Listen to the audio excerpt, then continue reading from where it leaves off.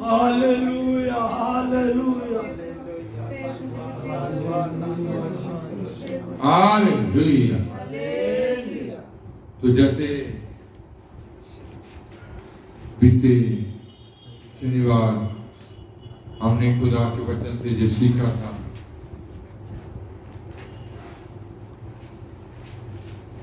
परमेश्वर की अणख जो सिय्योन और यरूशलेम के लिए, उसके खादमों और कलीसिया के लिए, एक एक ईमानदार के लिए है।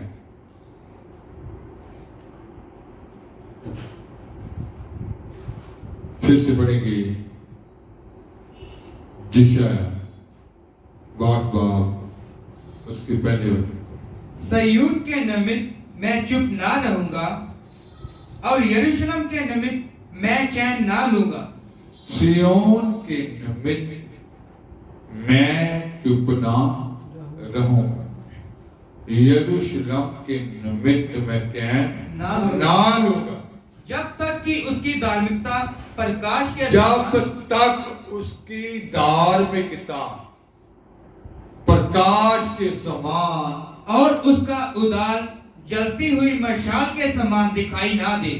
उसका उदार जलती हुई मशाल के समान दिखाई ना दे। तो हमने बीते शनिवार ये भी सीखा था कि सिय्योन जो खुदा के खादमों को दर्शाता है, यरूशलेम कलीसिया को, विश्वासियों को, कलीसिया को, तो दोनों की गैरत में, दोनों की अणख में क्या होता है? अंतर होता है। तो ये भी सीखा था कि हमारे अंदर वो असल अणख कैसे आ सकती है कि जब हमारे अंदर परमेश्वर के प्रति प्रेम की अग्नि की लाटें जब बल उठती हैं, ज्वालामयी लाटें जब हमारे हृदय में बल उठती हैं, तो वो अणख हमारे अंदर आती है। तो परमेश्वर के प्रति वो प्रेम का होना और उस अणख का जैसा खुदा हम सबसे चाहते हैं। तो जैसे लिखा गया कि परमेश्वर के अंदर ये अणख है कि सिय्योन के विखे में चुप ना रहूंगा, यरूशलेम के विखे, जब तक कि उसकी धार्मिकता प्रकाश के समान और उसका उदार जलती हुई मशाल के समान दिखाई ना दे। और उसका उदार, उसकी मुक्ति जलती हुई मशाल, बलते हुए दीवे के समान। तो जिन्हों हम शिक्षा प्राप्त करते हैं, जलती हुई मशाल के समान हम शिक्षा प्राप्त करते हैं, तो हमारे अंदर से वो कैसे निकलनी चाहिए? जलती हुई मशाल के समान। जब हम पापी थे तो पौलुस ने कहा, दूसरा कुरिन्थियों 5:21 शायद, जब इंसान पापी था, जब हम पापी थे,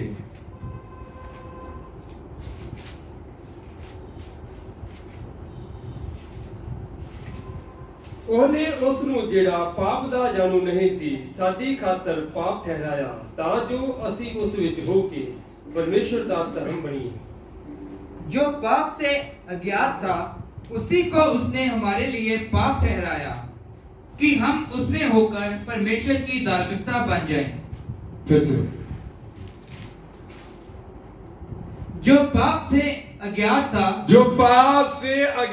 था उसी को उसने हमारे लिए पाप ठहराया। उसी को हमारे लिए क्या ठहरा दिया? पाप ठहरा दिया कि हम उसमें होकर परमेश्वर की धार्मिकता बन जाए। हम उसमें होकर परमेश्वर की क्या बन जाए? धार्मिकता बन जाए।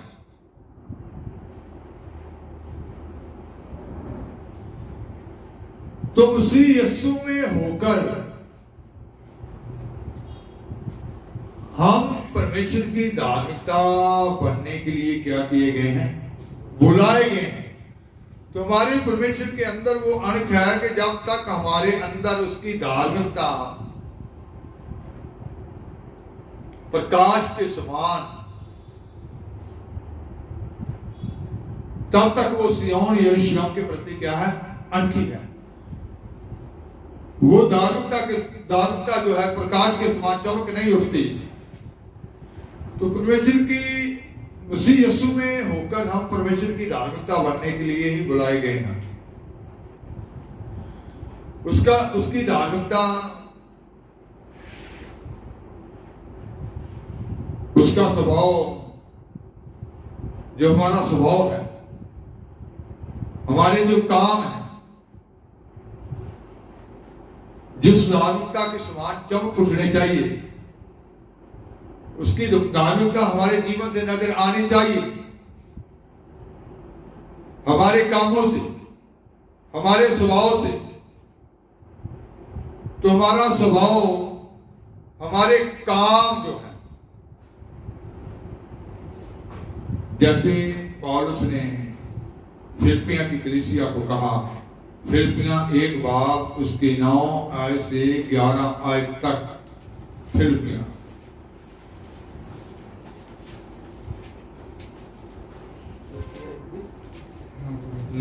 9 आयत से 11 आयत तक।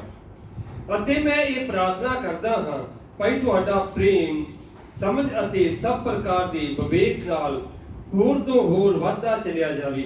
ਭਾਈ ਤੁਸੀਂ ਚੰਗ ਚੰਗੇਰੀਆਂ ਗੱਲਾਂ ਨੂੰ ਪਸੰਦ ਕਰੋ ਤਾਂ ਜੋ ਮਸੀਹ ਦੇ ਦਿਨ ਤੋੜੀ ਨਿਸ਼ਕਪਟ ਅਤੇ ਬੇਦੋਸ਼ ਰਹੋ ਅਤੇ ਧਰਮ ਦੇ ਫਲ ਨਾਲ ਜੋ ਯਿਸੂ ਮਸੀਹ ਦੇ ਵਸੀਲੇ ਕਰਕੇ ਹੁੰਦਾ ਹੈ ਭਰੇ ਹੋਏ ਰਹੋ। भाई परमेश्वर की बढ़ाई अति उस्तुत होवे। मैं ये प्रार्थना करता हूँ फिलिपिया की कलीसिया को पौलुस ने ये खत लिखा कि मैं ये प्रार्थना करता हूँ कि तुम्हारा प्रेम ज्ञान और सब प्रकार के विवेक सहित और भी बढ़ता जाए तुम्हारा प्रेम और ज्ञान सब प्रकार के विवेक के साथ और भी क्या करता जाए? बढ़ता जाए। हाँ जी। जहाँ तक कि तुम उत्तम से उत्तम बातों को प्रिय जानो, यहाँ तक कि तुम उत्तम से उत्तम बातों को क्या करो? प्रिय जानो, और मसीह के दिन तक सच्चे बने रहो और ठोकर ना खाओ। मसीह के दिन तक सच्चे बने रहो और ठोकर ना खाओ। और उस धार्मिकता के फल से जो यीशु मसीह के द्वारा होते हैं भरपूर होते जाओ। उस धार्मिकता के फल से जो यीशु मसीह के द्वारा होते हैं भरपूर होते जाओ, जिससे उस धार्मिकता के फल से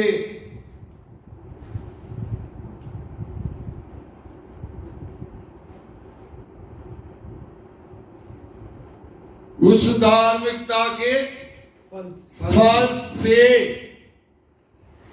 यो यीशु मसीह के द्वारा से, यो यीशु मसीह की ओर से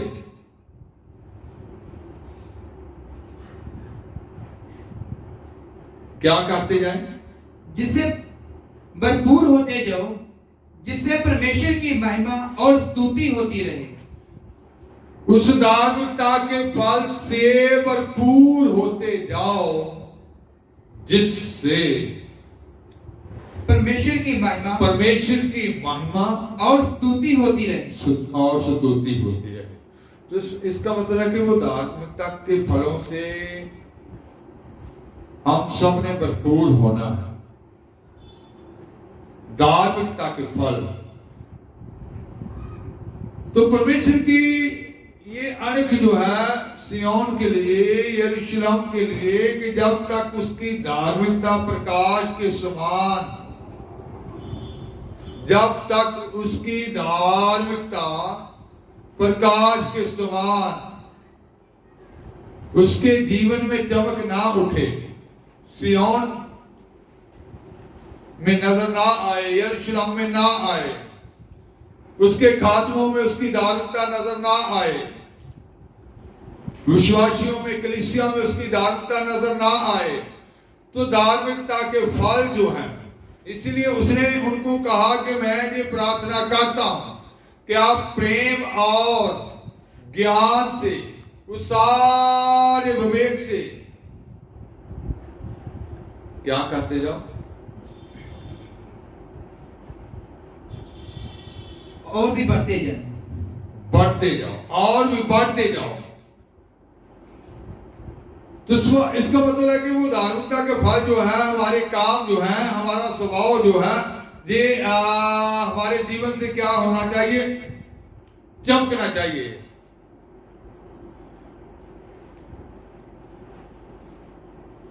जैसे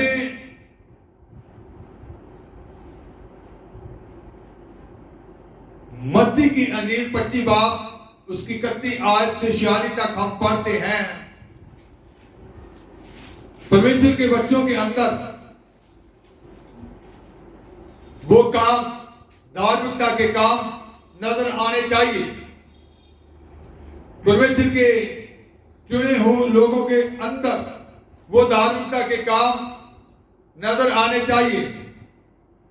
तो परमेश्वर की जो गैरत है सिय्योन के प्रति, यरूशलेम के प्रति, तो हमने ये भी सीखा था कि ऐसे ही खुदा के खादमों के अंदर, खुदा के चुने हुए लोगों के अंदर, विश्वासियों के अंदर, कलीसिया के अंदर वो गैरत होनी चाहिए। सेवकों की आंख जो है वो परमेश्वर के समान होनी चाहिए। जैसे जकरिया 8 बाब में से हमने सीखा था कि उनकी आंख कैसी होनी चाहिए, कैसी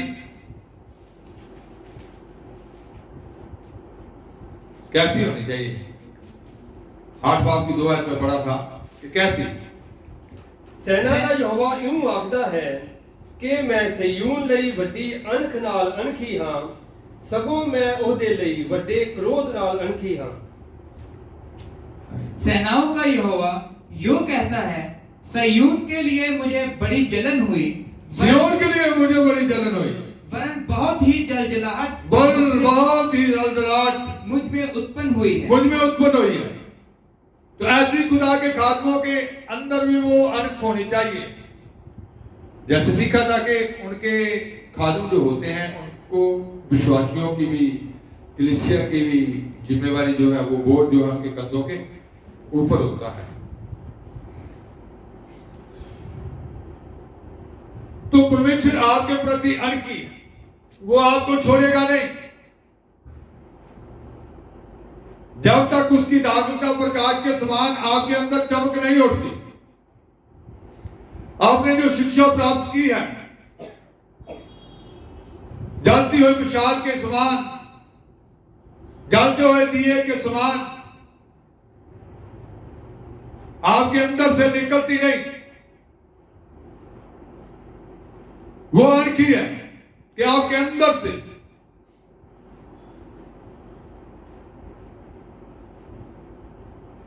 वो निकले।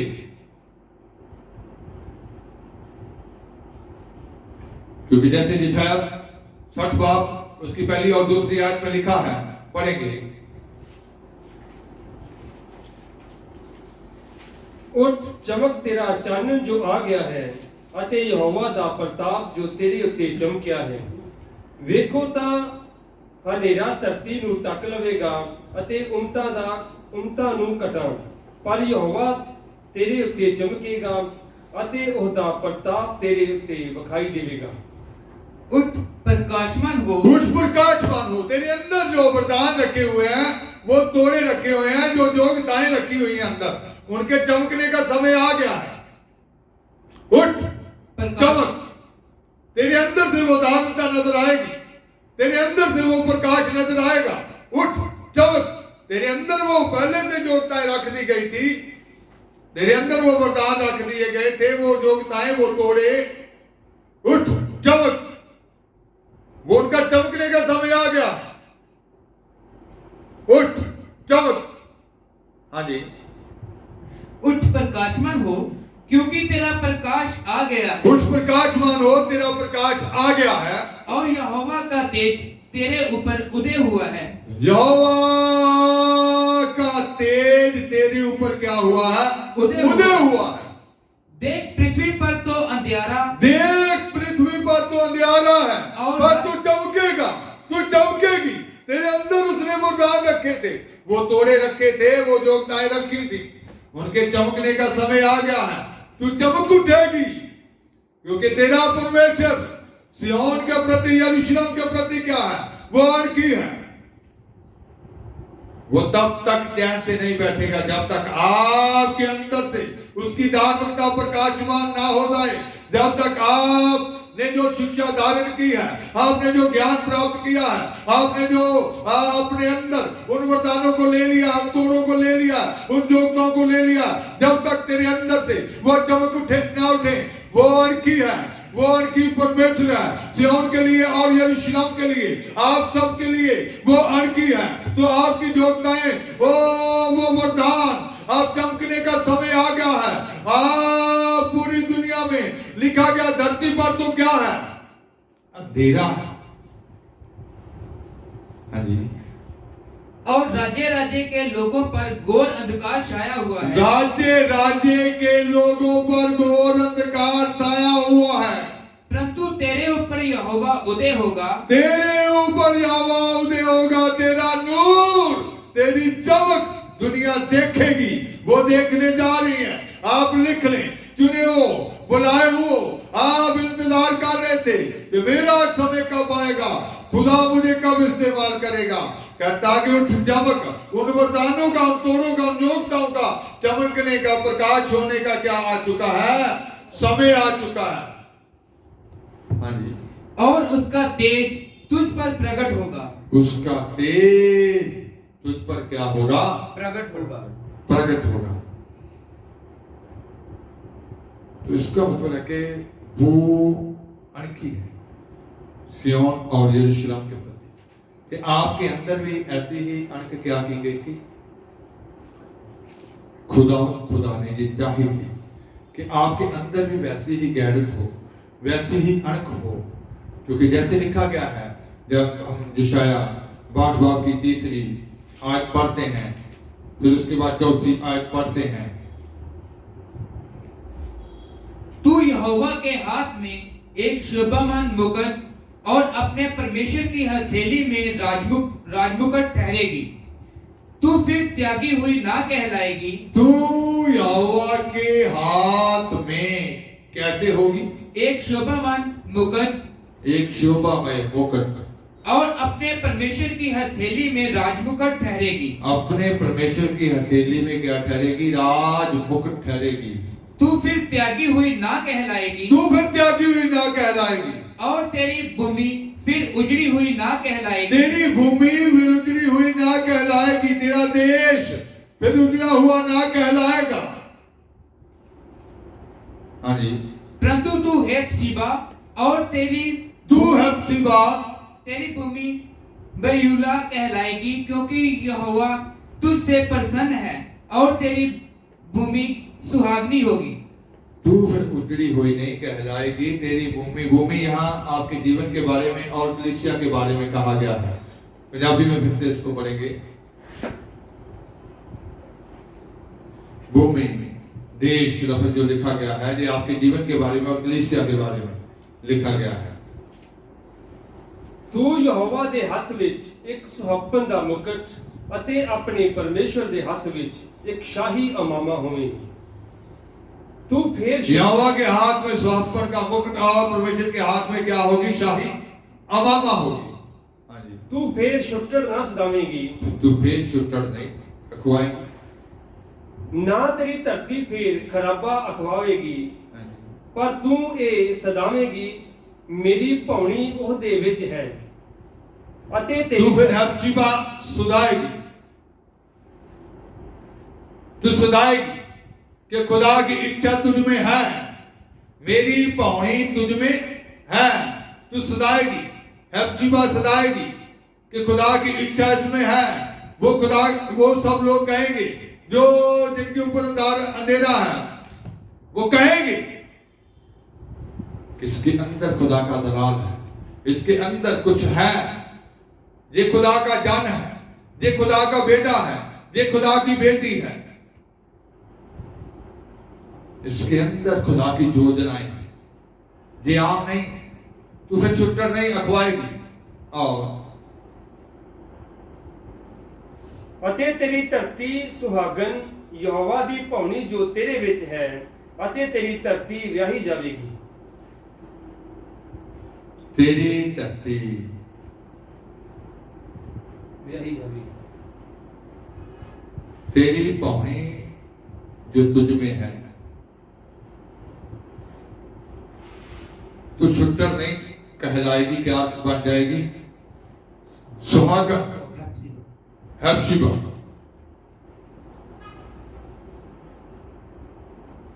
तू सुहागन बन जाएगी, जिसका मतलब है कि खुदा आपको बनाएगा। इसलिए पौलुस ने कहा कि जब हम पापी थे, वो जो पापी नहीं था, जो पाप से ज्ञात था, वो हमारे लिए क्या ठहरा? पापी ठहरा, ताकि हम उसमें होकर, मसीह यीशु में होकर क्या बन जाएं? परमेश्वर की धार्मिकता बन जाएं।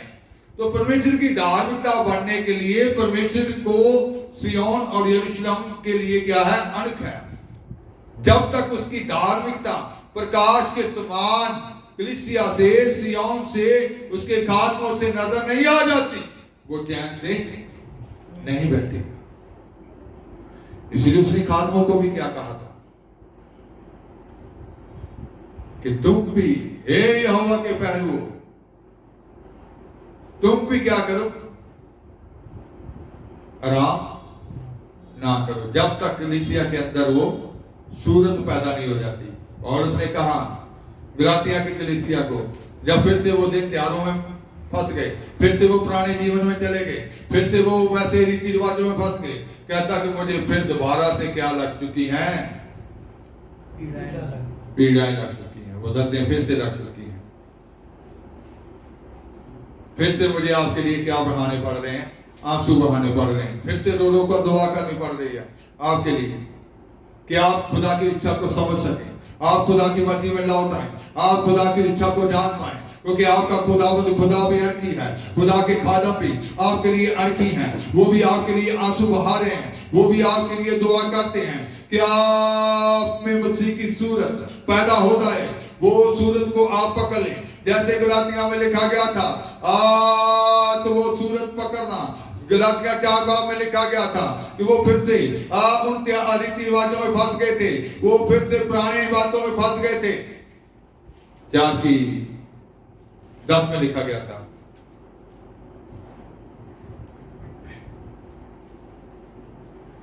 तुम दिनों और महीनों और नियत समाओं और वर्षों को मानते हो। मैं तुम्हारे विषय में डरता हूँ, कहीं ऐसा ना हो कि जो परिश्रम मैंने तुम्हारे लिए किया है वह व्यर्थ ठहरे।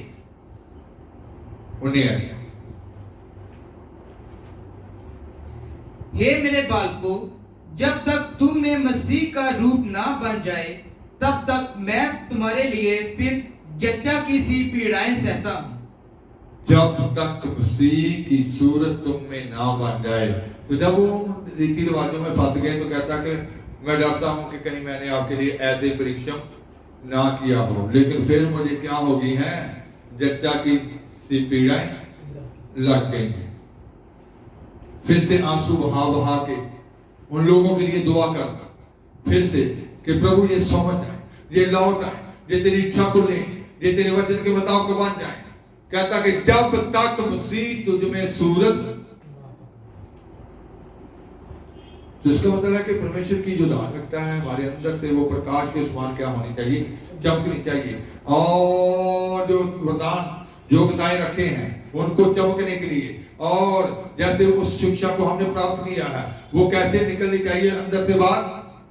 जलते हुए दिए के समान, जलती हुई मिसाल के समान की रोशनी फैल जाए।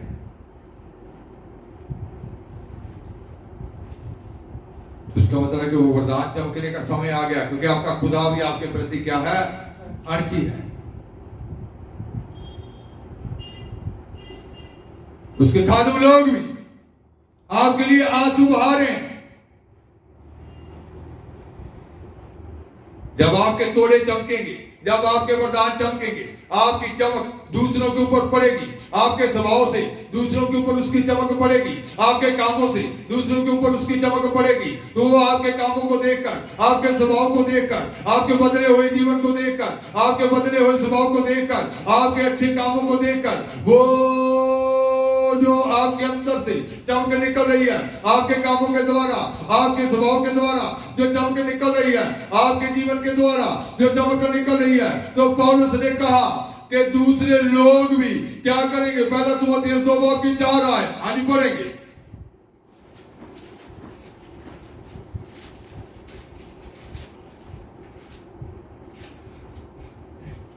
जो ये चाहता है कि सब मनुष्यों का उद्धार हो और वह सत्य को भली भांति पहचान ले।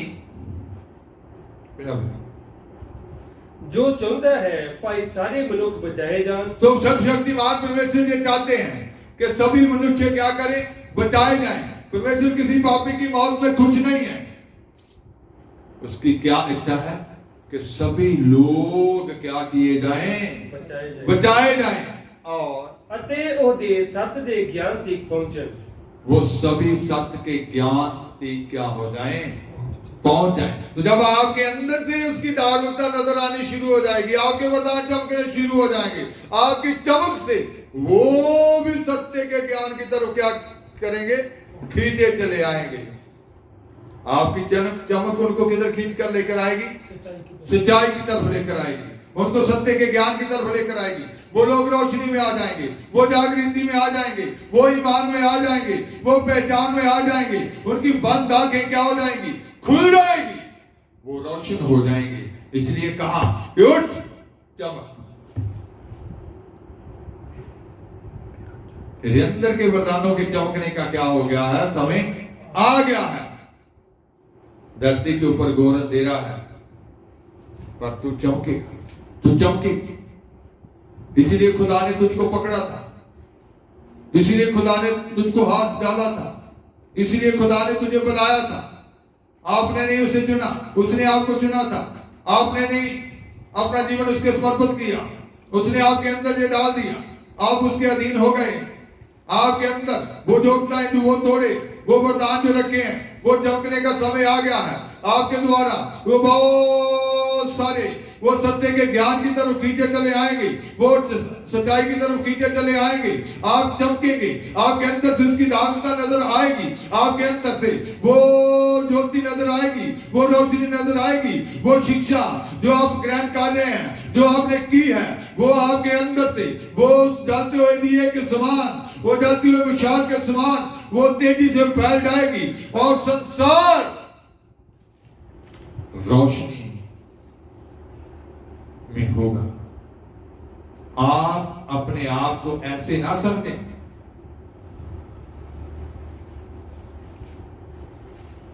क्योंकि यशायाह ने कहा, यशायाह 60 बार उसकी पाई है। अभी हिंदी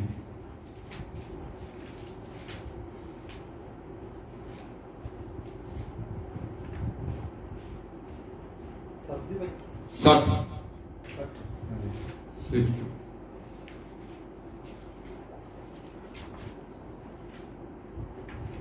ਨਿੱਕਾ ਜਿਹਾ ਹਜ਼ਾਰ ਹੋ ਜਾਵੇਗਾ ਅਤੇ ਛੋਟਾ ਇੱਕ ਬਲਵੰਤ ਕੌਮ। ਮੈਂ ਯਹੋਵਾ ਵੇਲੇ ਸਿਰ ਇਹਨੂੰ ਛੇਤੀ ਕਰਾਂਗਾ। छोटे से छोटा 1000 हो जाएगा, छोटे से छोटा भी 1000 हो जाएगा, 1000 हो जाएगा। और सबसे दुर्बल एक सामर्थी जाति बन जाएगा। सबसे दुर्बल, आप अपने आप को दुर्बल समझ रहे हैं। जैसे पिछले संडे को विश्वानी हुई थी कि कमजोर भी अपने आप को क्या समझे, सूरवीर। फिर से बोलो, छोटे से छोटा 1000, छोटे से छोटा 1000 हो जाएगा, क्योंकि आपका परमेश्वर ने किया, सिय्योन और यरूशलेम के लिए किया। वो तब तक चैन से नहीं बैठेगा, उसके खादम लोग।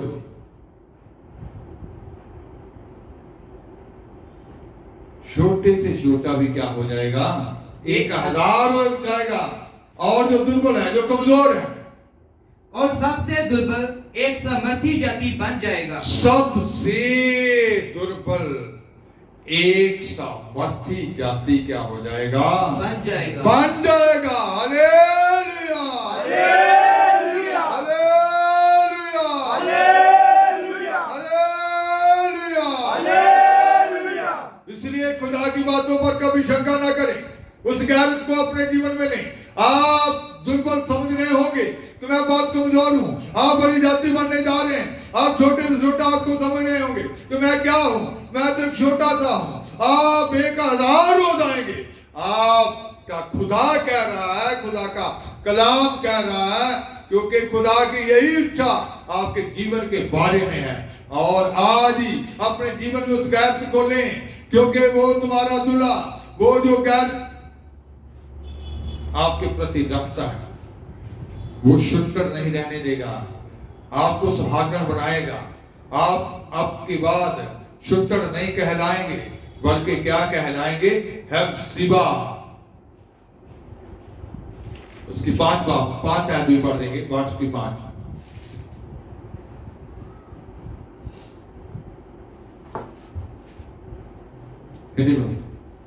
क्योंकि जिस प्रकार जवान पुरुष एक कुमारी को ब्याह लाता है, वैसे ही तेरे पुत्र तुझे ब्याह लेंगे।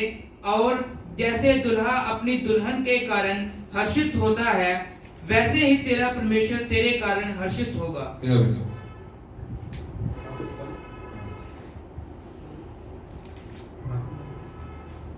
ਜਿਵੇਂ ਜਵਾਨ ਕੁਆਰੀ ਨੂੰ ਵਿਆਹ ਲੈਂਦਾ, ਤਿਵੇਂ ਤੇਰੇ ਬਣਾਉਣ ਵਾਲੇ ਤੈਨੂੰ ਵਿਆਹ ਲੈਣਗੇ। ਅਤੇ ਜਿਵੇਂ ਲਾੜਾ ਲਾੜੀ ਉੱਤੇ ਰੀਝਦਾ ਹੈ, ਤਿਵੇਂ ਤੇਰਾ ਪਰਮੇਸ਼ਰ ਤੇਰੇ ਉੱਤੇ ਰੀਝੇਗਾ। तो इसका मतलब है कि आप ऐसे नहीं हैं। जैसे लाड़ा लाड़ी के ऊपर क्या करता है? रीझता है, वैसे तेरा परमेश्वर तो तेरे ऊपर क्या करेगा? रीझेगा। आप ऐसे नहीं हैं। आपकी चमक बाहर निकलने वाली है। धरती पर घोर अंधेरा होगा, पर आप चमकेंगे। आपके अंदर की योग्यताएं चमकेगी, आपके अंदर के वरदान चमकेंगे, आपके अंदर से वो रोशनी नजर आएगी। छोटे से छोटा भी 1000 हो जाएगा। एक निर्बल जो कमजोर है, वो भी एक समर्थी जाति हो जाएगा। आपके खुदा की ये योजना है, आपको समर्थी जाति बनाने की, आपको बड़ा दल बनाने की। आप आम नहीं हैं, तो आज से ही आपके अंदर वो कमजोर बातें निकलनी चाहिए, आपके अंदर वो अन्न खानी चाहिए, क्योंकि आपका खुदा आपके प्रति अनखी है। वो सिय्योन के प्रति अनखी है, वो यरूशलेम के प्रति क्या है? वो अनखी है। तो आपके अंदर भी ऐसी ही गैरत होनी चाहिए। कमजोर करने वाले को, कमजोर करने वाली बातों को कुचलना चाहिए कि नहीं, मेरे खुदा ने जैसा मुझे कहा है मैं वो हूं, मैं वो बनने जा रहा हूं, मैं वो बनने जा रही हूं। मेरा खुदा मुझे इस्तेमाल करने जा रहा है। मेरा खुदा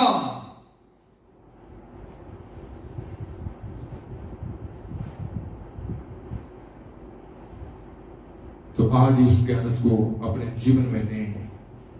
आपके अंदर से वो धार्मिकता के फल नजर आएंगे, चमक उठेंगे।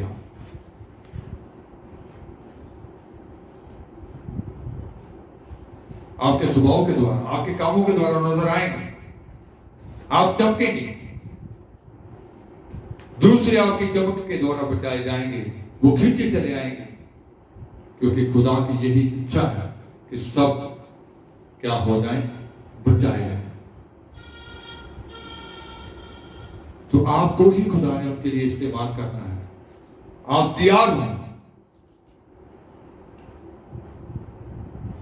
आपका खुदा आपके प्रति अनखी है, वो आपको ऐसे नहीं रहने देगा। उठ, चमक, तेरा प्रकाश आ गया।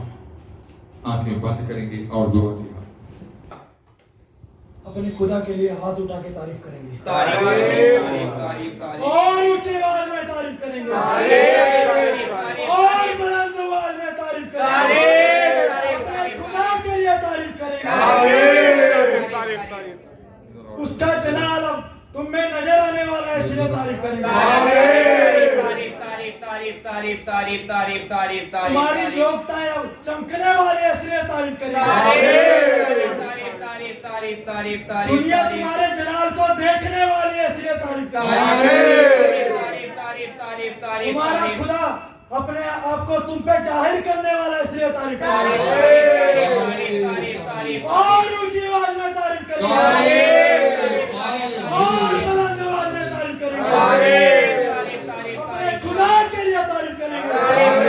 जो भस्म करने वाली आग है उसके लिए तारीफ करेंगे।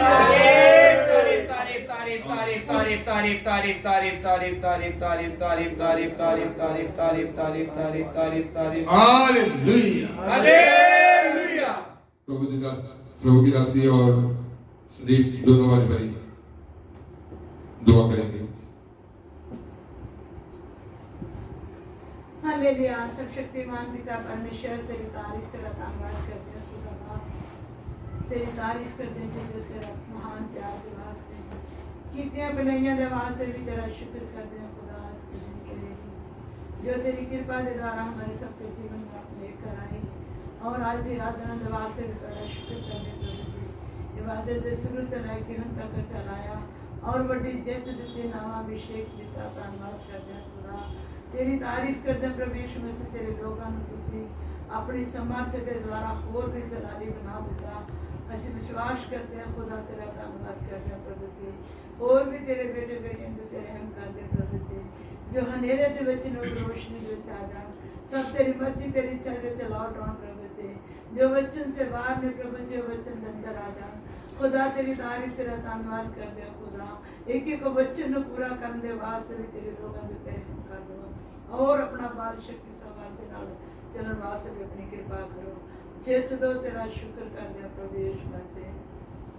धन्यवाद हो मेरे पिता परमेश्वर, अपना फजल कर खुदा, तेरा धन्यवाद करते प्रभु जी, तेरा धन्यवाद हो प्रभु जी, तेरा धन्यवाद हो प्रभु, और कृपा कर दे प्रभु जी। नौजवान बेटे बेटियां दे कृपा कर प्रभु, इस इलाके के अंदर भी थोड़े नाम की बेदारी आ जाए, थोड़े लोग थोड़ी कृपा के द्वारा बचाए जान, फजल कर प्रभु जी कर, इस एक एक मेंबर से तेरे अपनी कृपा कर, और बड़ी चेत दे प्रभु यीशु, तेरा धन्यवाद करते हैं खुदा, तेरा शुक्र कर दे प्रभु जी। ओ मेरे पिता तो हम तक संभालिया और चेत दी, थोड़ा शुक्र, बाकी समय की साड़ी अगुवाई करना, मदद करना, चेत देना, प्रार्थना सुनया कबूल किया प्रभु यीशु के नाम से, आमीन। प्यारे खुदा बाप, तेरा धन्यवाद, तेरा शुक्र, तेरा तारीफ करते हैं खुदा बाप यीशु मसीह। इस कलाम के लिए धन्यवाद करते हैं खुदा बाप यीशु मसीह। सचमुच खुदा बाप यीशु मसीह हर एक दी जिंदगी के अंदर प्रभु हम चमको खुदा, और रोशनी हो खुदा, और थोड़े मुख का प्रकाश है ना इन्हों पर जाहिर हो खुदा, तेरे की बेनती करते हैं। सब खुदा बाप तेरी मर्जी को पूरा करते हैं खुदा बाप, तेरी पवित्र राह देते प्रभु जी चल सकन प्रभु जी, और ये प्रभु जी दिन प्रतिदिन प्रभु सच्चाई दे बल वादे जान प्रभु तेरे की बेनती करते हैं। जो आजा बीज प्रभु ना हृदय में बीजा गया प्रभु जी, जिन्हें लोग प्रभु सुन खुदा उन्हें जिंदगी के अंदर ही प्रभु जी और बड़ा असर हो खुदा, ताकि परमेश्वर खुदा बाप उस बड़े बीज को खुदा बाप जो इन्होंने अंदर बीजा गया प्रभु जी बड़ा फल लेके आन प्रभु तेरे की बेनती करते हैं प्रभु जी।